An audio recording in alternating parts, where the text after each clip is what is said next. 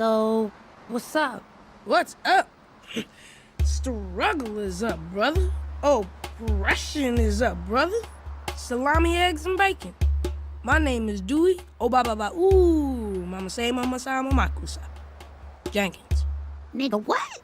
Welcome to this video. I've been wanting to make this for you guys for a while. And before I get started, let me just give you guys a little bit of maybe my qualifications. You guys can decide whether or not I am qualified to be talking about this topic. Let me give you guys a little bit of my background so you guys can kind of see where I'm coming from with all of these topics. Growing up, my father was an entrepreneur, my mother was in STEM.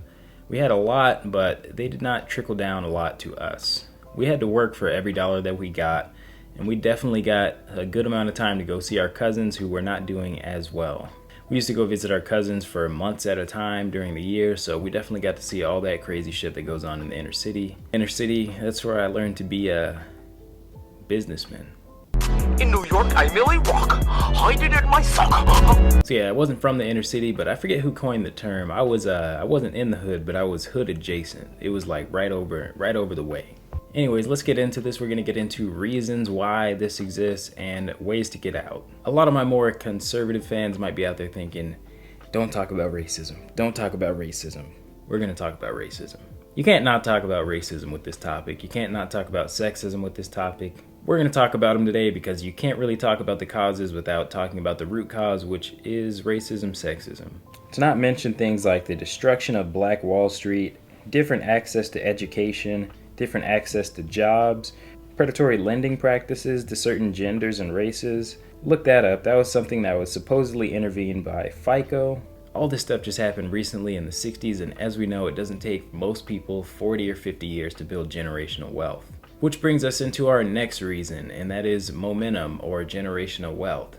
So I always think of momentum in two ways. One is just momentum in wealth creation, and another one is just momentum in thought. So let's say you're a painter, all right? You have a child, you're probably going to teach them to be something that's either a painter or slightly better than a painter. You got to go forward and backward with this line of thought. So you go backward enough with this line of thought, you eventually bump into slavery. A lot of people, unfortunately, just never broke out of this mold with this mindset of being owned by someone else, which if you really look at the situation that a lot of people are in financially, they're owned by their corporation, they're owned by their boss, they're owned by someone else. They don't have ownership of their time, they don't have ownership of anything. So a lot of what I want to do here is just provide a voice of reason, someone to just look you right in the eye and say, look, that's not the way, don't do that. Actually recently just had somebody in an Uber that I was driving, and I was asking them, do you have a car? They said they wanted to get about a 30 grand car. I can't remember what it was. They said they're gonna put 15 down on it so that they could get their credit score up. And I was just like, no, please do not do that. So that brings us into our next topic of discussion, and that is informational asymmetry. What do I mean by that? I mean, people getting two different sets of instructions. I mean, imagine you were trying to assemble something at IKEA and you gave two people different sets of instructions. Obviously, one group's gonna do much better than the other one. It's not really hard to imagine. One group of people is exponentially growing their wealth while the other group of people is not. It's not really just as simple as saying, oh, we live in a meritocracy, these people should do better, these people are doing better, it's fair, it is what it is, or let's throw money at these people, or let's take money from those people. It's just, hey, this is the straight and narrow to wealth creation. Somebody needs to sit you down and say, get on this path, walk this path diligently. Another thing I hear a lot is people need to be more educated to be more wealthy, and that is somewhat true. So yeah, people need to be more educated to build wealth, but not educated in the traditional sense of I've got a degree, I've got this piece of paper. Educated in the sense of I know the path to walk that leads from me to wealth. So there's one group of people that has much more access to that set of education. Anyone can go out there, put themselves deeply in debt, and go get a degree. That's not what we're talking about. So how do we go about fixing this? And anybody who's been following the channel knows exactly what I'm about to say. You need to get leverage, you need to go out there and buy land, you need to go out there and buy real estate, you need to go out there and buy businesses, start businesses, and we need to just start educating the community about being able to do those things. And that's not hard to hear, but that is very hard to execute. It's not going to be easy. The thing is, back in the thick of the civil rights movement, that shit wasn't easy either.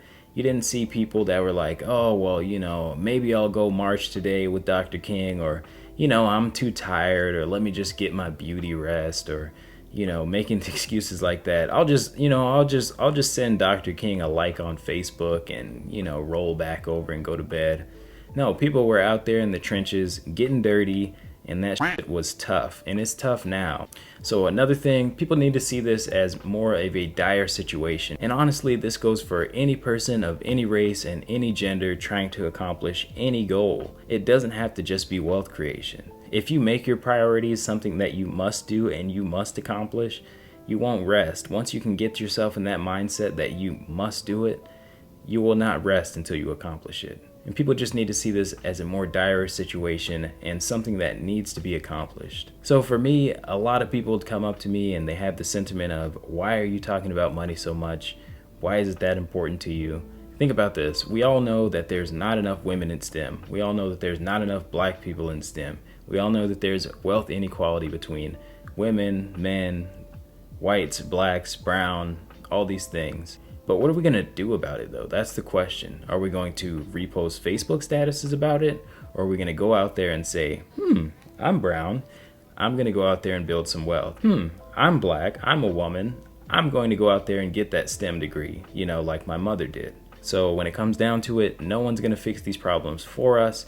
Anyone who's in that situation where they see the problem, it is up to you to be the change, not just talk about the change. So to anyone out there in a marginalized group, I challenge you to go out there and be the change that you want to see in the world. Hopefully you guys liked this video. If you did, make sure you give it a thumbs up and share it wherever you share cool things. I'll see you guys in the next one.